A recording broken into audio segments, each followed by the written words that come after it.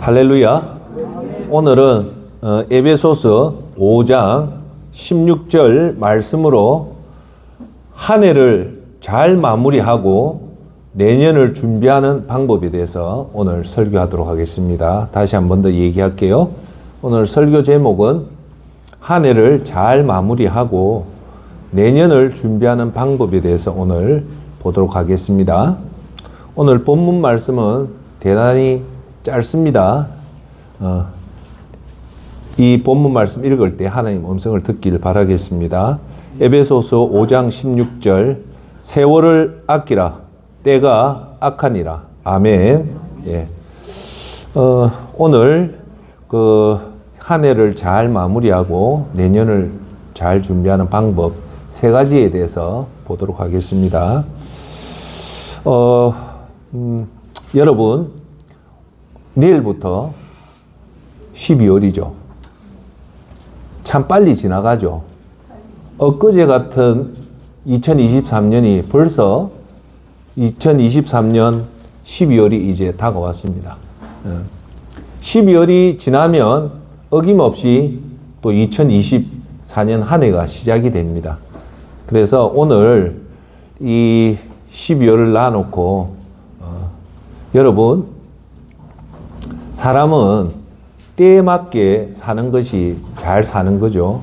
때에 맞게 산다는 게 뭐냐면 제가 여러분한테 항상 말씀드리지만 아침에는 사람이 아침에 할 일이 있고 아침에는 하루를 준비하게끔 씻고 준비를 하는 거고 그죠?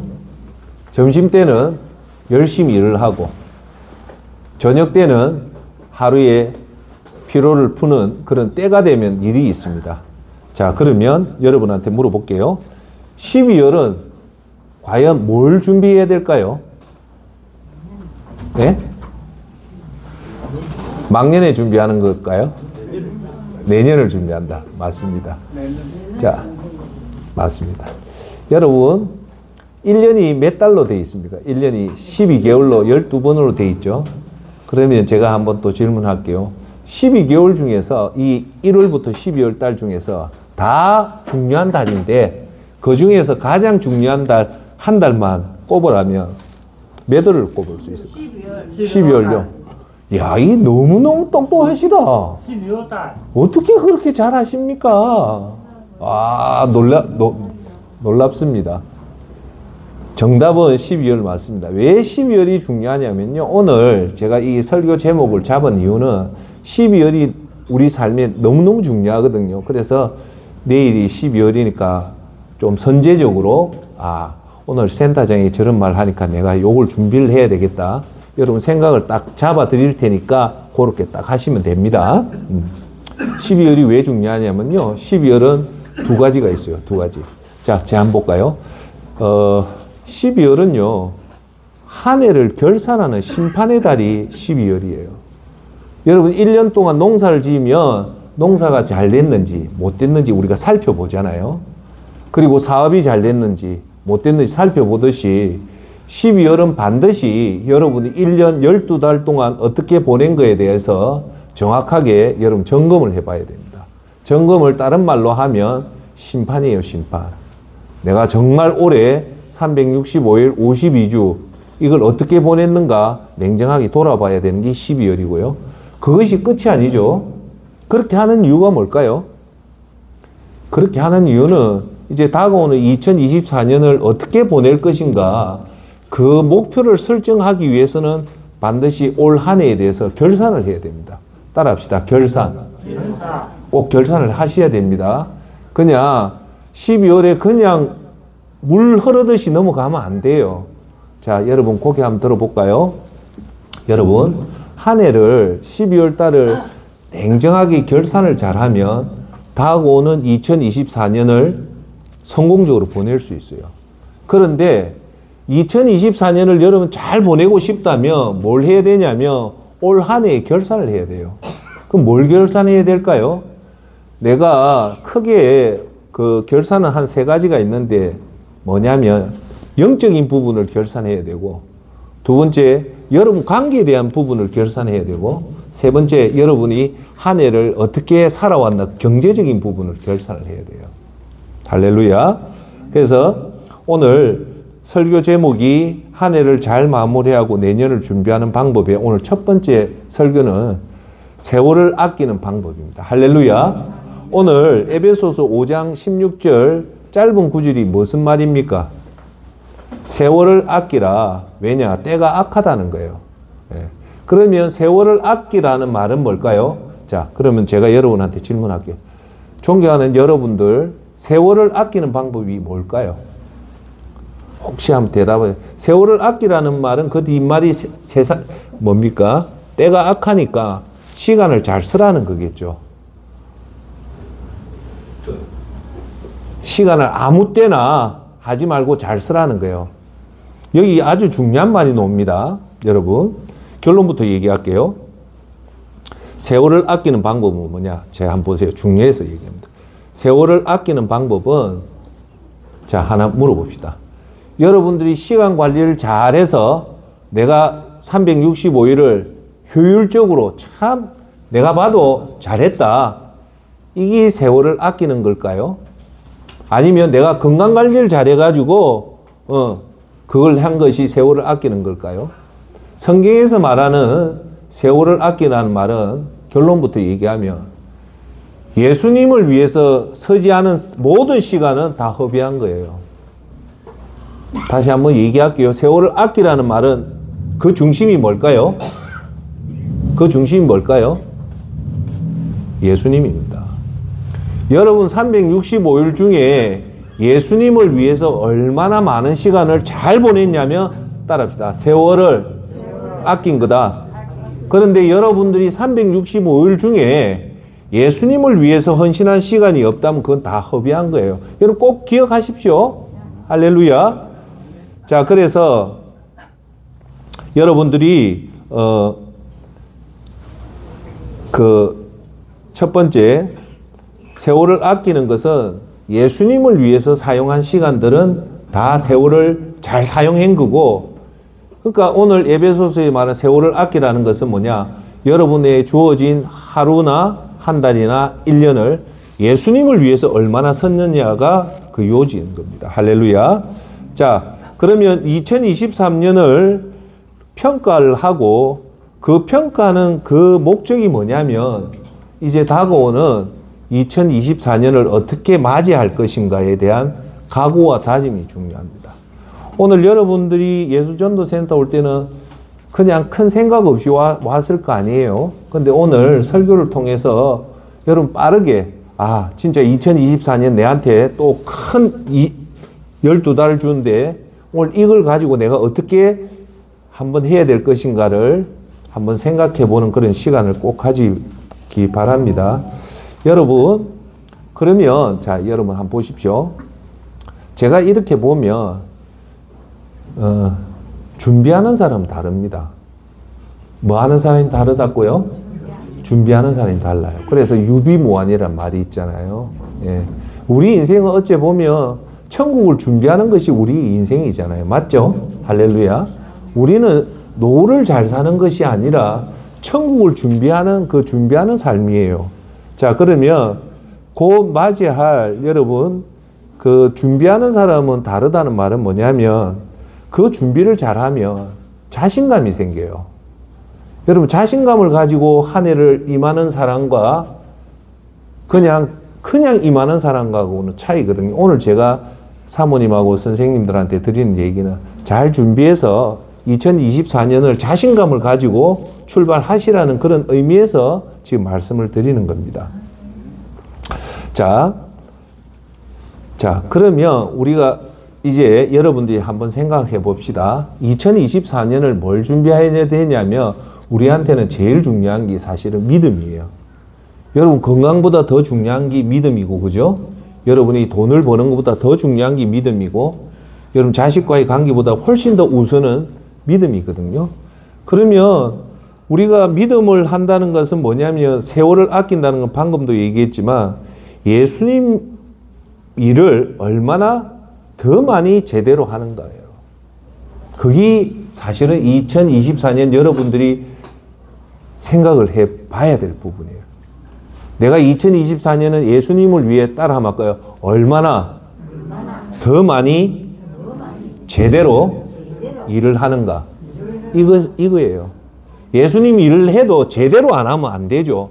예배를 드려도 정신 똑바로 차리고 하나님의 말씀을 우리 김 팀장님처럼 저렇게 메모하는 게 제대로 된 예배인데, 예배 시간에 졸고 자불고 하면 그거는 반밖에 안 되니 제대로가 아니죠. 여러분, 제가 꼭 여러분한테 드릴게요. 노력을 했는데 가을에 결실을 하는데 결실이 안 맺혀져요. 어떤 사람은 풍년이 되는데 어떤 사람은 풍년을 못 맺는 경우가 있거든요. 그 이유가 뭐냐면, 우리 또 중요하니까 제가 여러분한테 말씀드린 거 한번 따라 합시다.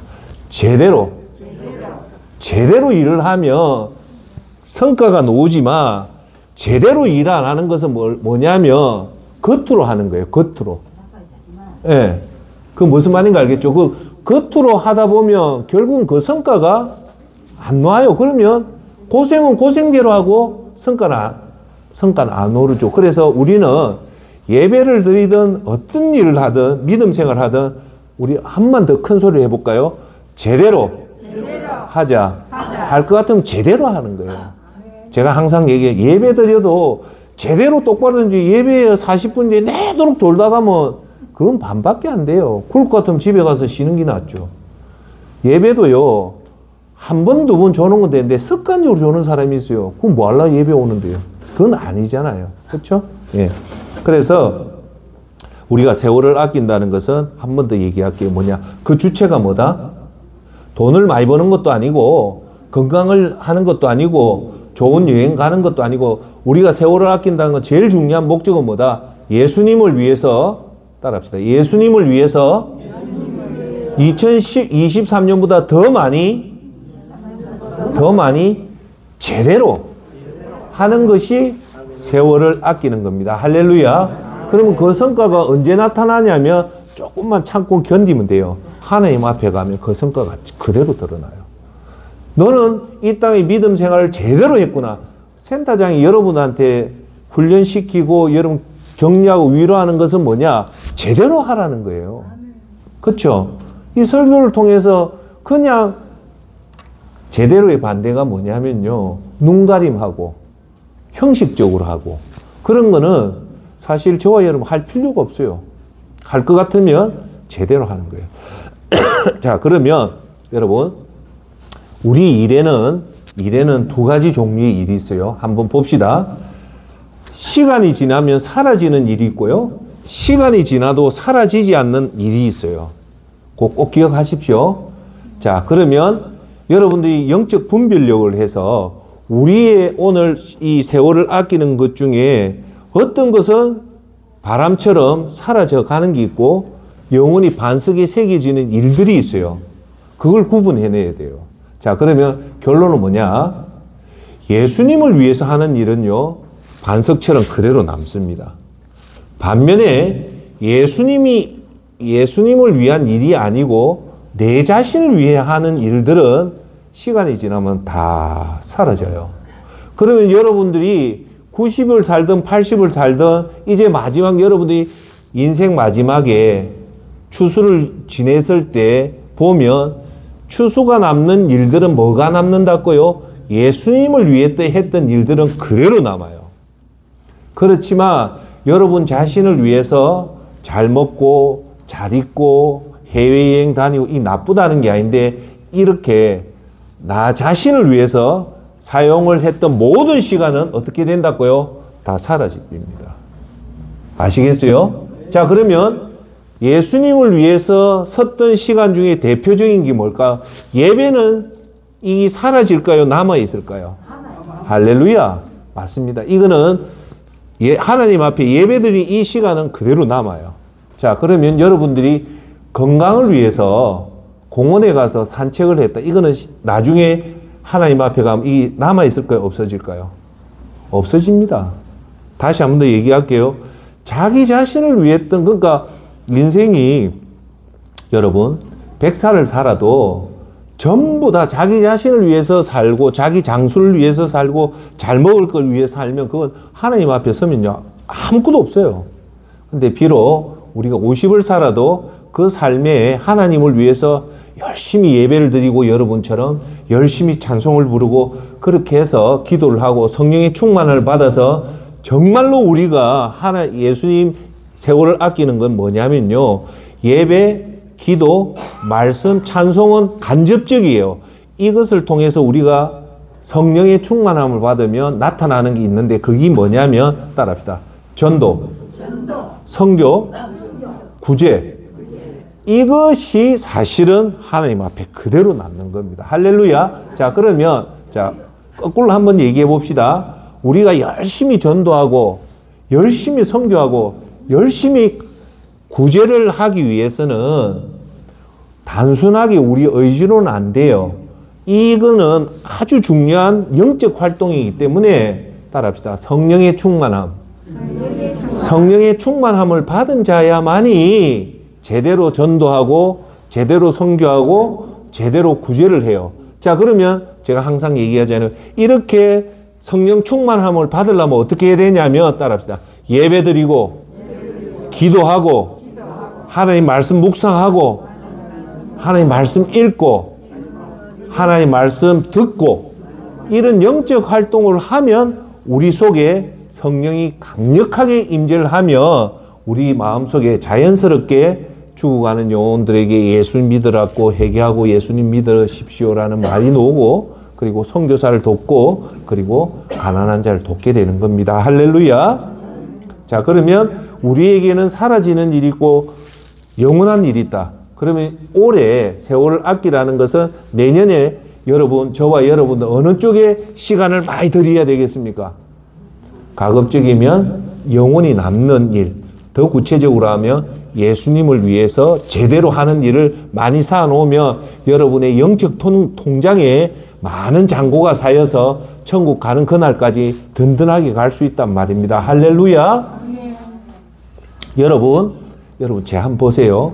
우리가 예수님 열심히 일한다고 우리가 사회 활동을 못하고 사업 활동 못하고 장사 못하니 아니에요. 우리가 예수님 일을 더 열심히 하면 사업도 더 잘 되고 장사도 더 잘 되고 성진도 더 빨라 돼요. 왜요? 하나님의 영이 임하면 우리가 부지런해지고 정직해지고 겸손해지기 때문에 여러분 잘 보세요. 사업을 하고 승진할 때 그 조건이 뭡니까? 부지런하고 성실하고 정직하고 거기다가 겸손하면 자연적으로 사업이 잘 되게 되는 겁니다. 오해하지 마십시오. 우리가 예수님 앞에 시간을 많이 들인다고 해서 내가 승진 못하고 사업 못하고 하는 게 아니고 오히려 더 잘 될 수 있다는 겁니다. 할렐루야. 네. 자, 그러면 우리가 오늘 첫 번째는 뭘까요? 첫 번째 제목은 세월을 아낀다는 것은 예수님을 위해서 하는 일인데 그 중에 우리가 알아야 될 거는 사라지는 일이 있고 예수님 앞에 남는 일이 있다. 그러면 오늘 이 첫 번째 주제의 결론은 뭐냐? 아무리 여러분들이 바쁘게 시간 관리를 잘해도 예수님이 기쁘고 하나님 나라와 하나님 의가 있는 일들은 결국은 여러분 세월을 아끼고 예수님 앞에 칭찬을 받지만 여러분이 아무리 잘해도 그런 일이 아니고 여러분이 사업을 한다든지 장사를 한다든지 이런 일들은 결국은 하나님 앞에 서면 인생을 허비하는 거라는 것을 꼭 저와 여러분들이 가슴에 새겨야 됩니다. 그래서 여러분들은 이제 곧 한 달 후가 맞이하는 2024년에는 그래 우리 센터장이 말했다시피 2024년 어떻게 됐든 예수님 일을 더 많이 하자. 제대로 하자. 할렐루야. 그걸 꼭 오늘 한번 다짐해야 됩니다. 왜요? 그렇게 다짐해야만이 여러분들이 2024년을 성공적으로 보낼 수 있습니다. 자, 두 번째는 이 12월 달에 우리가 오늘 설교 제목이 뭡니까? 한 해를 마무리를 잘하고 내년을 잘 준비하는 방법에서 두 번째는 뭐냐면 두 번째가 뭘 것 같습니까? 질문은 제가 하고 대답은 제가 합니다. 제가 이렇게 질문하고 이렇게 지적하죠. 해가지고 아니 그것도 모르세요 하면 여러분 같이 머리를 다 숙여요.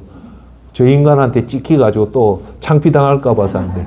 그래서 제가 그걸 안 하려고 질문은 제가 하고 대답도 제가 합니다. 그러니까 걱정하지 마십시오. 예.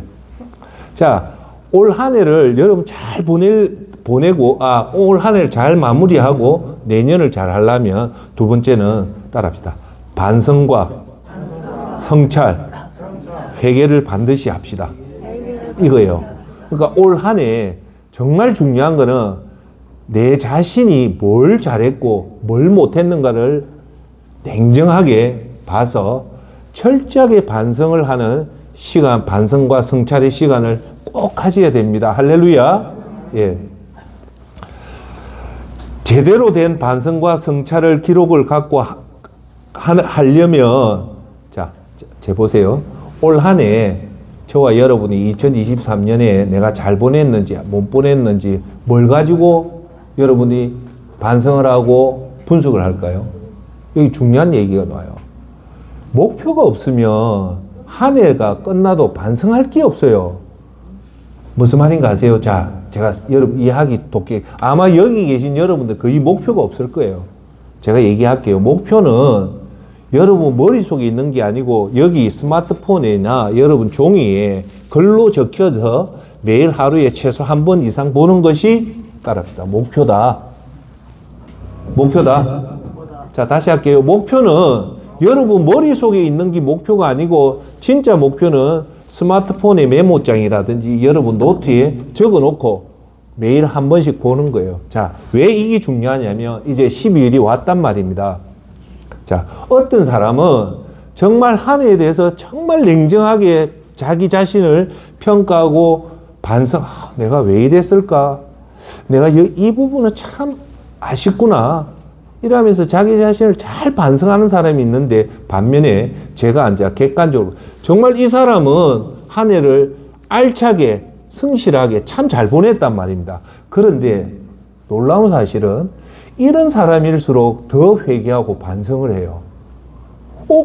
저분은 참 잘 보냈는데 반성할 것도 없고 회개할 것도 없는데 오히려 더 철저하게 자기 자신을 반성을 하고 한 해를 준비를 하는 반면에, 웃지 마시고 저 사람은 내가 봐도 엉망으로 보낸 거예요. 보니까 게으르고 뭐 한데 제가 보니까 눈으로 보기도 한 해를 너무 잘못 보냈다고 생각하는 그런 사람은요, 사실은 12월 되면 반성도 안 하고 회개도 안 해요. 연말 연시니까 좋다 막 이래 놀고 답답해요. 답답해. 자, 그러면 앞에 있는 사람과 뒤에 있는 사람의 차이가 뭔가 아십니까? 앞에 사람은요, 한 해의 목표를 가지고 있는 사람은 그것을 근거로 해서 자기 자신을 반성하고 회개를 합니다. 자, 제가 목표 전문가로서 얘기할게요. 목표가 없는 사람은요, 한 해 끝나도 반성할 게 아무것도 없습니다. 왜? 목표 자체가 없으니까. 자, 더 예를 들게요. 올해 예를 들어서 나는 365일 동안 새벽 기도를 나가겠다고 생각한 사람은요, 한 1년이 365일이잖아요. 그러면 새벽 기도를 한 340회를 나갔다면 대단히 성공한 사람이거든요. 대단히 성공했어요. 그런데 이 사람은 올 12월 달 되면 그나마 25일을 빠진 거에 대해서 회개를 하고, 그래, 내년에 2024년에는 365일 중에 342일을 차있을까? 내년에는 한 365일 중에 360분을 가자. 라고 하는 사람이 있는 반면에 이분은 목표가 없어요. 한 해에 제가 여러분한테 꼭 오늘 핵심 중에 하나는 내년에 여러분 2024년이 며칠입니까? 예? 2024년이 1년에 며칠입니까? 365일이잖아요. 다른 건 몰라도 1년에 내가 예배는 최소한 며칠 드리겠다. 그건 꼭 하셔야 돼요. 센터장은 1년에 365일이 내 기도 예배 참석의 목표예요. 꼭 하십시오. 너무너무 중요해요. 자, 다시 돌아올게요. 근데 이분은 새벽 기도를 한 번도 안 다녀요.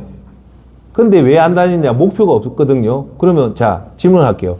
이분이 올해 12월 마치면서 내년에 목표를 세울 때, 내년에 목표를 또 안 세우면 새벽 기도 예배를 드릴까요? 안 드릴까요? 안 드립니다.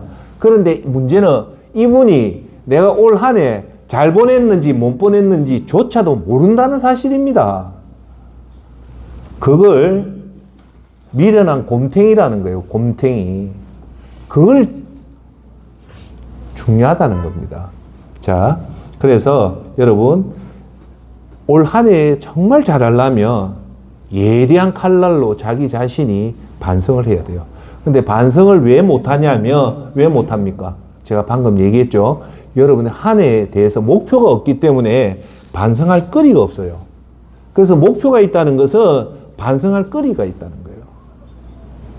거예요. 그래도 여러분들 제가 항상 얘기하잖아요. 우리가 여러분들이 이제 80이 되고 70이 되니까 인생에 시간이 없다는데요. 사실은 인생에 시간이 없는 게 아니고 인생이 진짜 중요한 것을 너무 늦게 알았다는 거예요. 그게 뭘까요?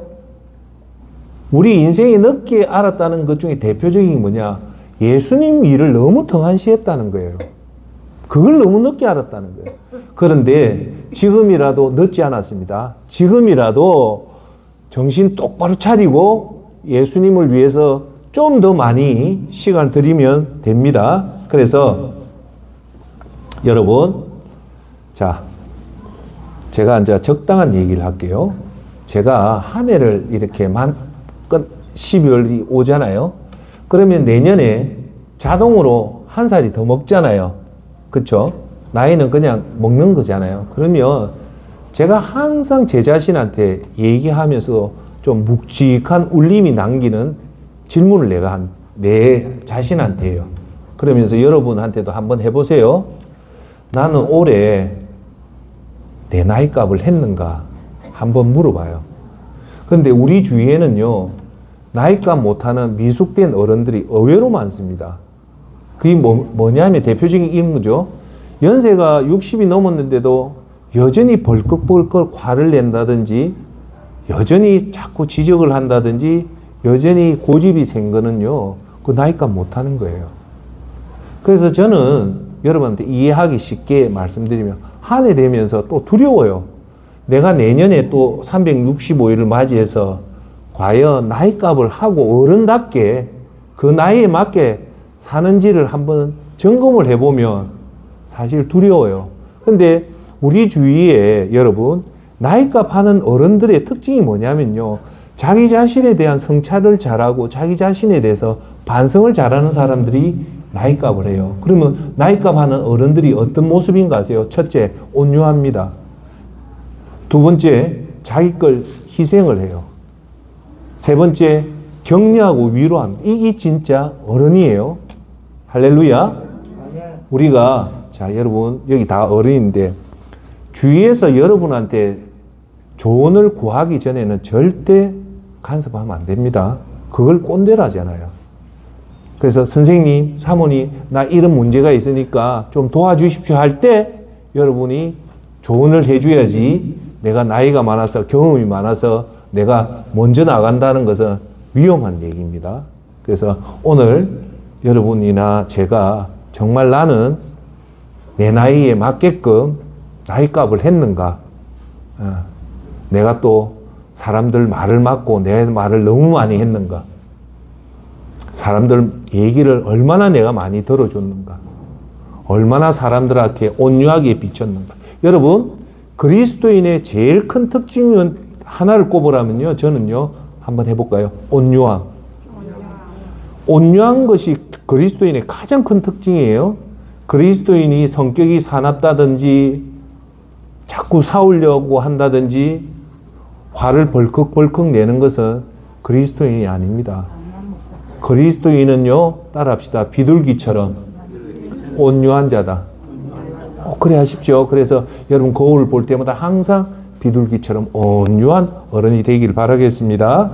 이렇게 하려면, 성장 성숙을 하려면 제가 질문할게요. 이렇게 하려면 어떻게 해야지 여러분들이 성장하고 성숙하고 비둘기처럼 온유한 사람이 되냐면요, 반성을 해야 됩니다. 자기가 자기 자신을 반성을 안 하고는 절대 사람이 성장할 수도 없고 성숙할 수도 없어요. 그런데 재밌는 사실이 있어요. 무슨 사실이 있냐?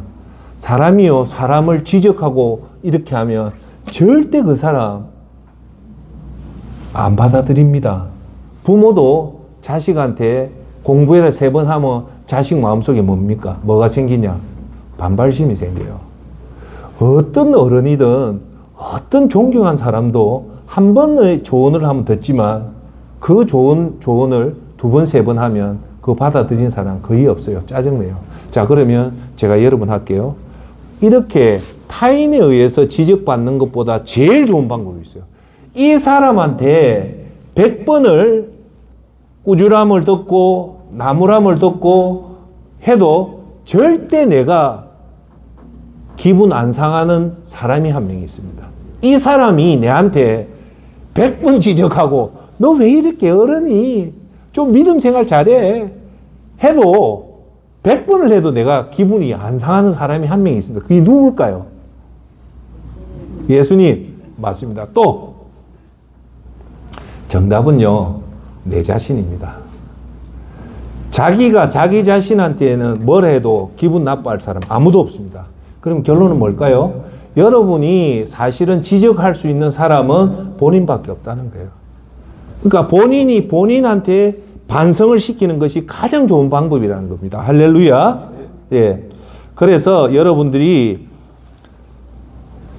여러분 자신이 봤을 때 내가 올해 정말 이건 잘못했다 하면서 자기 자신한테 나무라는 이런 반성과 성찰이 깊을수록요, 이렇게 자기 자신을 나무라고 뭐라 하잖아요. 그럴수록 내년이 성공적으로 보냅니다. 할렐루야. 여러분, 반면에 여러분 스스로가 한 해에 대해서 이 어마어마한 365일 이 거대한 시간을 사용했음에도 불구하고 아무런 반성도 없고 오해하지 말고 뻔뻔하게 그렇게 하면 어떤 결과가 나오냐면요, 2024년과 2025년도 역시 똑같이 보냅니다. 2023년 하고요, 2024년을 차별되게 2023년보다 2024년을 더 잘 보내려면 뭘 해야 되냐면 스스로가 냉정하게 반성을 해야 돼요. 그런데 냉정한 반성이 없으면 똑같이 2023년과 똑같은 한 해를 보내게 됩니다. 할렐루야. 그러면 우리가 오늘 제가 여러분한테 꼭 드릴 말씀 뭐냐? 올 12월 달에는 죄송합니다. 다른 것보다 제일 중요한 거는 내가 올 한 해 지금 여러분 목표가 없으니까 내가 뭘 잘했고 뭘 못했고 그걸 조용한 성찰의 시간을 가집시오. 산책을 해도 좋고 제일 좋은 방법은 이걸 제일 좋게 할 수 있는 방법은요, 산책하는 게 제일 좋고 모욕할 때 이런 자기 자신을 돌아보는 시간을 가질 수가 있어요. 꼭 그런 시간을 가지시고요. 제가 한번 물어볼게요.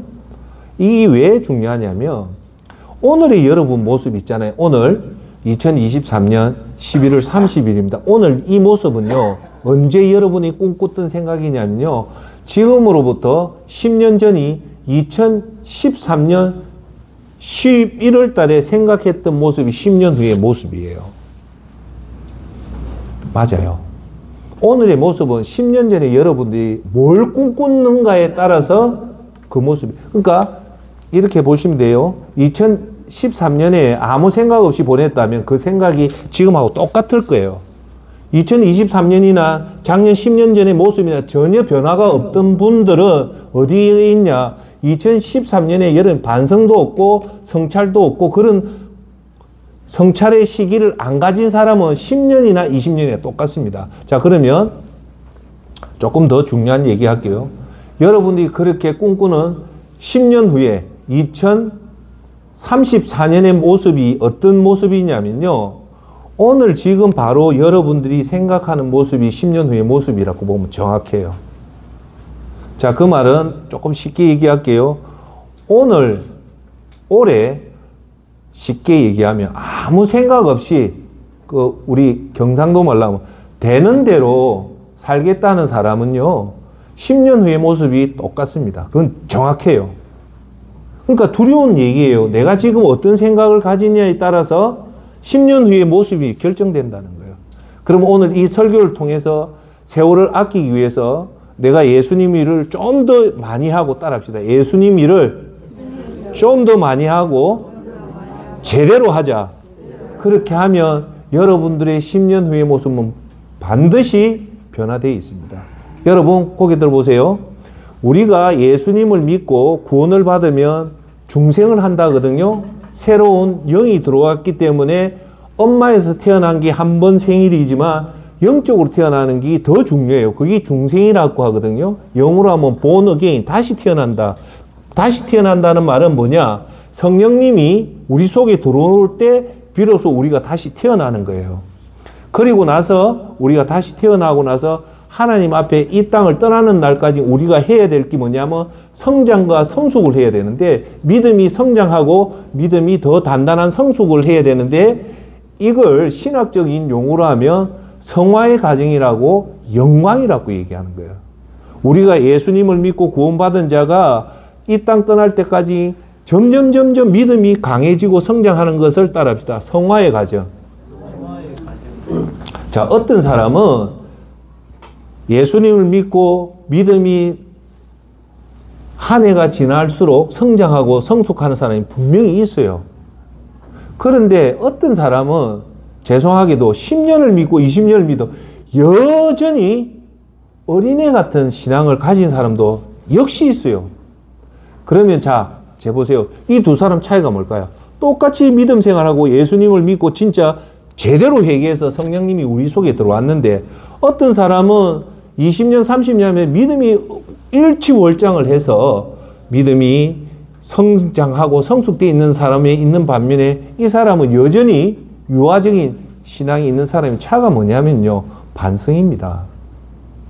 매일매일 자기 자신을 돌아보면서 자기 자신을 채찍질하고 하는 사람들은 성숙하고 성장해서 나중에는 성화의 과정까지 간단 말입니다. 그러면 오늘 센터장이 여러분한테 드리는 말씀의 핵심은 뭐냐면, 우리는 반드시 나이 맞는 어른이 되려면 한번 따라합시다. 반성을 하자. 성찰을 하자. 그거는 조용하게 자기 자신을 돌아보세요. 제가 목표 전문가로서 얘기할게요. 제 경우는요, 목표를 딱 세우면요, 적어도 2번까지는 제가 제 자신한테 용서를 해요.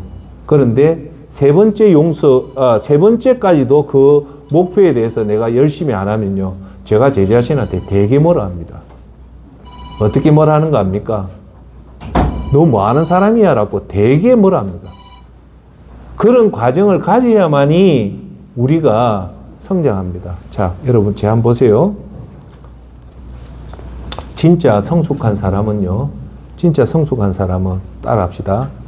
자신한테 엄격하고 타인에게 관용하는 사람이다. 무슨 말인가 이해되죠? 정말 성숙된 사람은 자기 자신한테는 아주 엄격합니다. 반면에 타인의 실수나 이런 것들은 어떻게 한다고요? 관용하는 사람이에요. 저와 여러분들은 꼭 그런 사람이 되길 바라겠습니다. 자, 이제 오늘 세 번째, 올해를 잘 마무리하고 내년을 하려면 첫 번째 설교는 뭐였습니까? 세월을 아껴라. 세월을 아껴 예수님이 일을 하고, 두 번째는 성찰을 해라. 반성을 하고, 그러면 이제 세 번째는 뭐냐? 새로운 목표를 설정하는 거예요. 언제의 목표요? 2024년, 이제 다가오는 목표를 설정해야 되는 거예요. 자, 우리가 인생이 몇 번이 있습니까? 몇 번이 있습니까? 10번이 있습니까?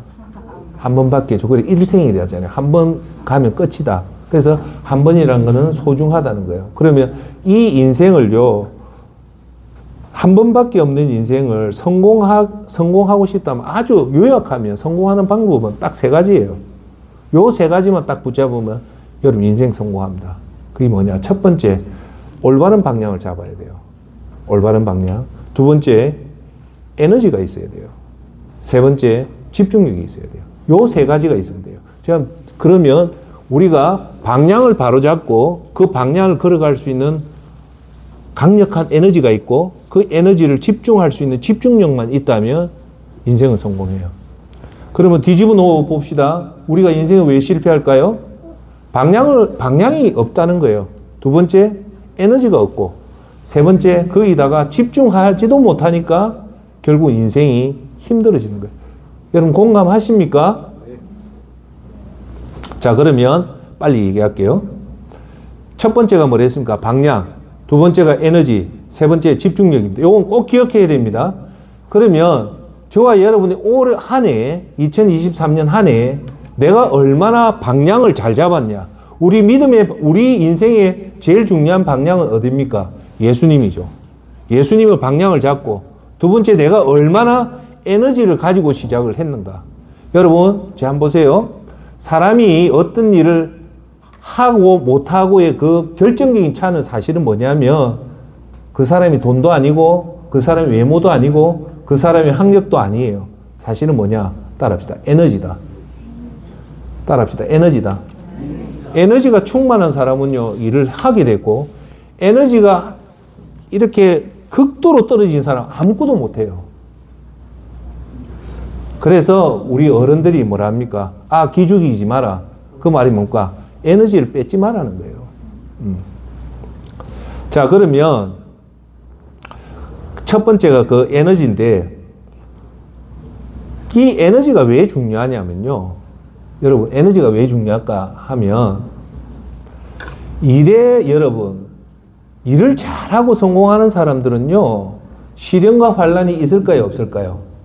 있어요. 반드시 있습니다. 그런데 대부분 사람은 시련과 환란에 좌절하고 포기를 하잖아요. 중도에 간두잖아요. 그런데 성공하는 사람은 그 시련과 좌절을 포기를 할까요, 안 합니까? 포기 안 하잖아요.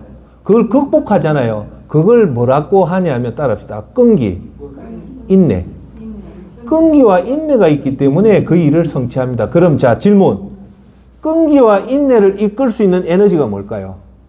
그게 에너지입니다. 에너지가 있는 사람은요, 끈기를 발휘할 수 있고 인내를 발휘할 수 있어요.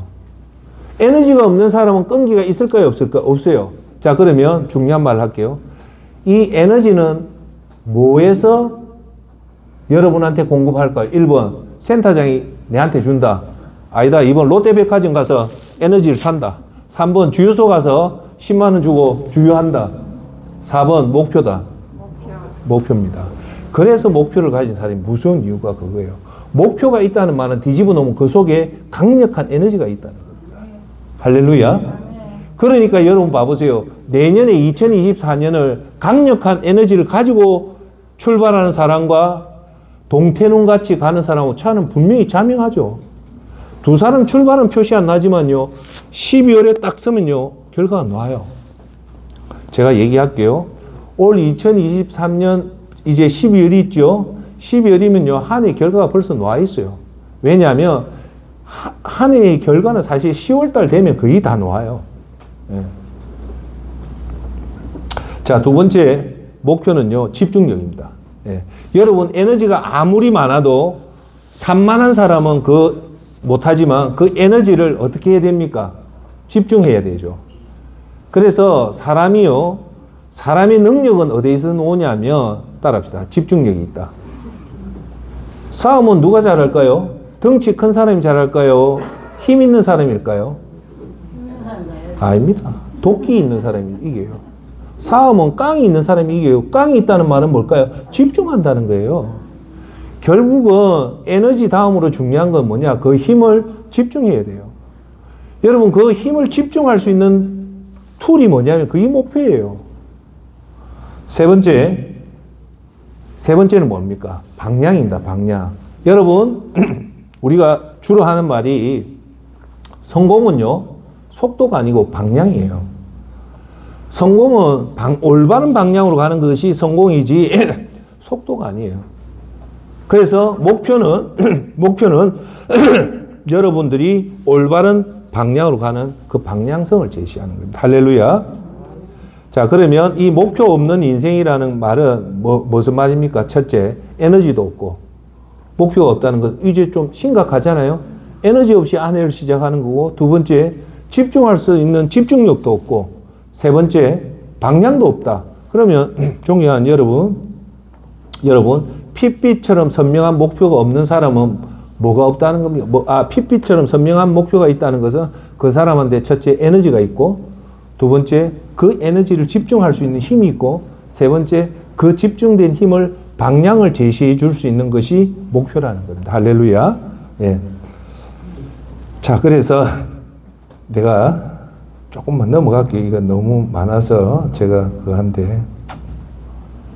자, 그러면 빨리 얘기할게요. 목표를 세울 때는 꼭 네 가지 제가 과감하게 얘기해요. 대한민국의 목표는 제가 제일 전문가입니다. 요것만 딱 기억하면 돼요. 목표를 세울 때 그냥 목표를 세우는 게 아니고 네 가지 원칙만 딱 점검해서 세우면 돼요. 그것이 진짜 목표예요. 자, 첫 번째 목표는 뭐냐?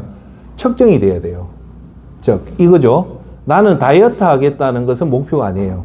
나는 다이어트가 지금 현재 체중이 60kg인데 55kg로 한다면 이 측정이 됩니까? 안 됩니까? 되죠. 이게 목표예요. 나는, 자, 이야기. 내가 지금 잘하고 있는지 못하고 있는지 그 숫자적으로 나타내야 돼요. 자, 이렇게. 나는 1년에, 내년에 예배를 많이 참석하겠다는 목표가 아니에요. 나는 1년에 예배 참석을 365일 중에 350일을 하겠다. 이건 목표예요. 왜? 측정이 되잖아요. 이해되세요? 그래서 목표는 반드시 측정이 가능하게끔 작성을 해야 돼요. 두 번째가 뭐냐면 달성 가능해야 돼요. 그러니까 뜬구름 잡는 목표를 세우지 말라는 거예요. 즉 이거죠. 내가 올해 저축을 1,000만을 했는데 내년에 저축을 1억을 하겠다. 이건 목표가 아니에요. 그래서 자기가 실현 가능한 거에서 최소한 한 1.5배 정도가 그게 목표예요. 자, 평생에 다이어트 한 번도 못한 사람이 현재 체중이 80kg인데 나는 내년에 다이어트 해서 40kg 빼겠다면 이거는 목표일까요? 아닐까요? 아닙니다. 그래서 목표는 실현 가능한 것을 해라. 자, 세 번째는 뭐냐? 달성하는 시점이 있어야 돼요. 즉, 내가 새벽 기도를 365일 중에 350일을 하겠다면 그 달성하는 날짜가 있잖아요. 요 날짜가 놓아 있어야 돼요. 네 번째, 제일 중요한 거. 요거만 딱 하면 돼요.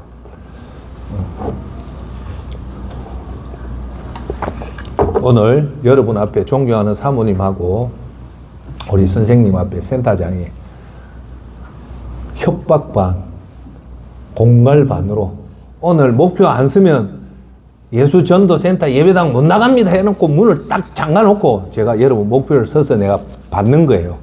그러면 이건 목표입니까? 아닙니까? 라고 하면 이건 목표가 아니에요. 목표는 여러분 스스로가 자발성이 될 때 거기에 에너지가 묻어져 있고 집중력이 생기고 방향이 생겨요. 누군가에 의해서 타인에 의해서 마지못해 세우는 목표는 따라합시다. 쓰레기다. 그거 안 하는 게 좋아요. 그래서 네 번째 목표의 제일 중요한 것은 목표는 스스로가 해야 된다. 자발적이어야 된다. 따라합시다. 자발적이어야 된다. 간절해야 된다. 하나만 더 하고 마칠게요. 요거. 목표는요, 자발적인데 제일 중요한 거는, 제일 중요해서 내가 두 손을 들게요. 목표를 셀 때 제일 중요한 거는 자발성도 아니고요. 딱 하나예요. 간절함이다. 따라합시다. 간절함. 목표를 세울 때 이게 간절한지 아닌지만 보십시오.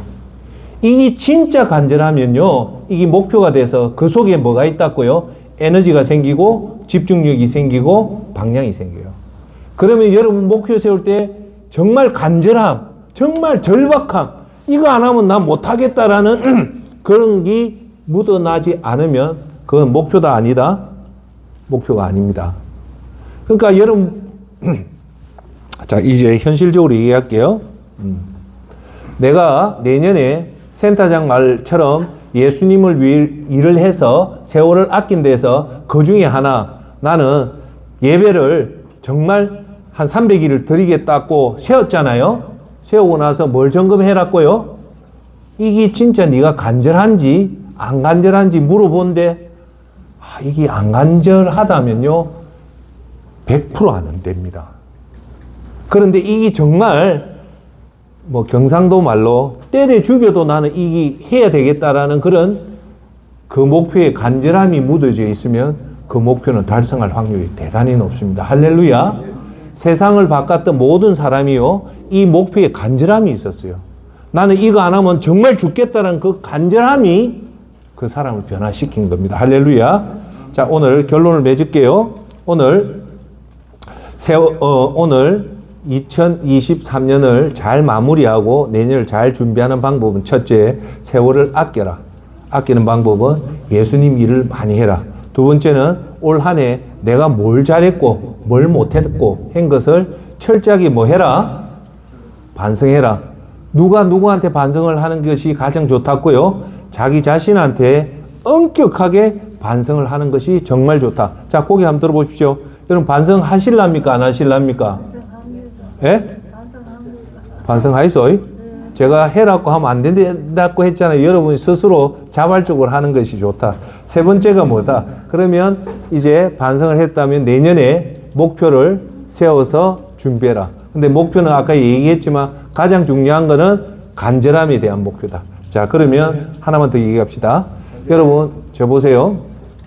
다른 거는 다 놓쳐도 돼요. 다른 건 다 놓쳐도 되는데 내년에 이 목표만은 딱 들고 들어가야 됩니다.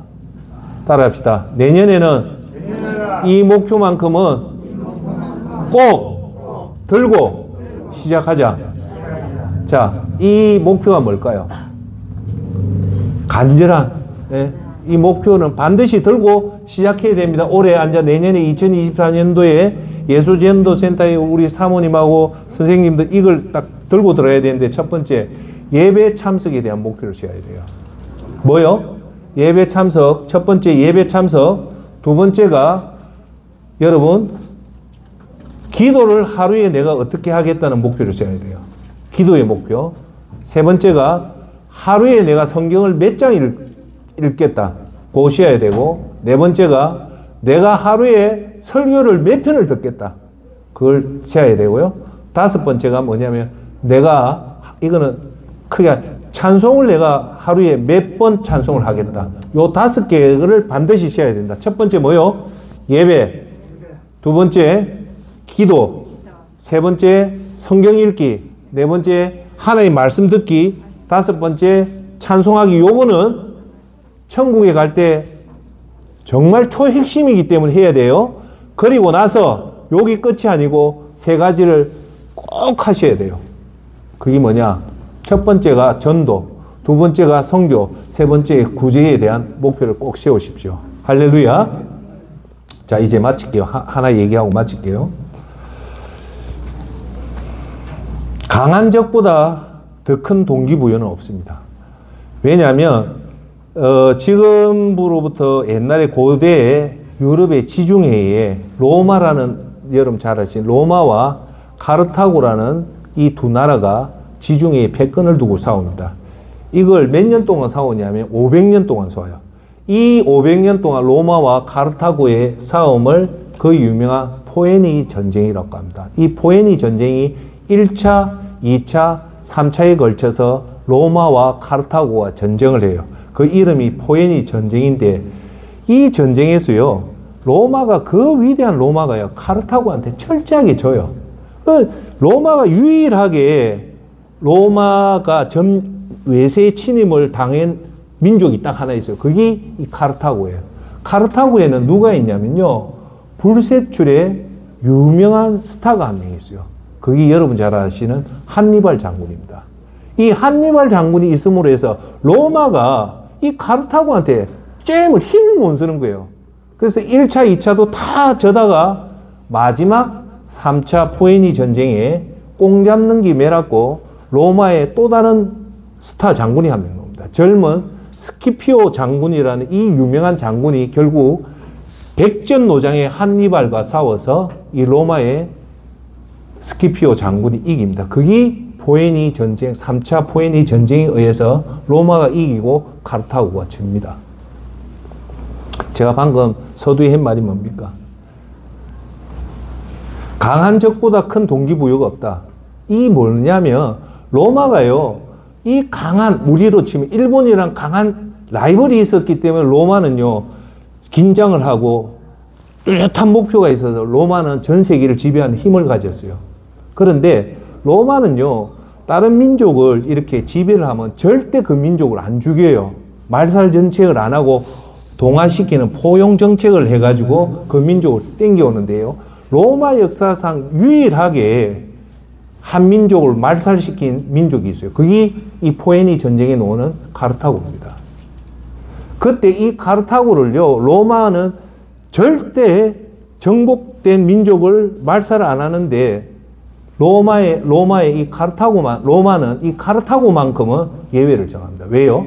그만치 로마가 카르타고한테 너무 모멸감을, 로마가 함락을 당한 게 이 카르타고거든요. 그래서 그 예외를 무너뜨리고 철저하게 카르타고를 파괴시킵니다. 그 파괴시킬 때 이 젊은 스키피오 장군이 그걸 말립니다. 로마한테 이 카르타고를 무너뜨리면 반드시 로마도 언젠가는 멸망한다는 그 예언을 남깁니다. 그럼에도 민심이 덜 끓는 로마의 그 덜 끓는 민심을 막지 못하고 결국은 카르타고는 불에 탑니다. 그때 그 불타는 카르타고를 보고 그 젊은 스키피오 장군이 흘린 눈물이 그 유명한 스키피오의 눈물입니다. 스키피오 장군의 그 예언대로 로마는 130년 후에 로마는 망하게 됩니다. 왜 망했을까요? 로마가 망한 원인은 많습니다만은 로마한테는 뚜렷한 목표가 있었어요. 그 목표가 누구였냐? 카르타고였습니다. 그런데 로마가 어느 순간에 그 목표가 사라지는 순간 로마는 패망의 길로 걷다가 130년 만에 결국은 그 위대한 팍스 로마도 무너집니다. 이 교훈에서 우리가 알 수 있는 바는 뭐냐? 사람이든 국가든 민족이든 눈앞에 강력한 적이 있을 때, 우리 앞에 강력한 핏빛처럼 선명한 목표가 있을 때 그 나라와 그 민족과 그 개인은 세상을 지배할 수 있는 힘이 있지만 핏빛처럼 선명한 목표가 사라지는 순간 그 사회는 죽게 되고 개인은 죽게 됩니다. 오늘 마지막으로 여러분한테 질문할게요. 이제 여러분 앞에 닥치는 이 2024년이라는 어마어마한 거대한 시간을 여러분들은 과연 어떻게 보내시렵니까? 정답은 오늘 말씀했다시피 에베소에 나오는 세월을 아끼는, 예수님을 위해서 모든 일을 할 수 있는 그런 강한 간절한 목표를 가지고 나는 2024년 하나님 위해서 예배 하루라도 빠지면 죽겠다라는 그런 뚜렷한 목표, 간절한 목표를 가지고 시작하면 반드시 2024년은 여러분 의도대로 되고, 그렇게 될 때 여러분이 언젠가 하나님 앞에 섰을 때 너 참 잘했구나. 이 세상 유혹 많은 세상에 너 그렇게 힘들었는데 너는 어떻게 이렇게 나를 위해서 이렇게 열심히 했냐? 라는 소리를 듣는 저와 여러분이 되기를 예수 그리스도 이름으로 축원합니다. 기도합시다.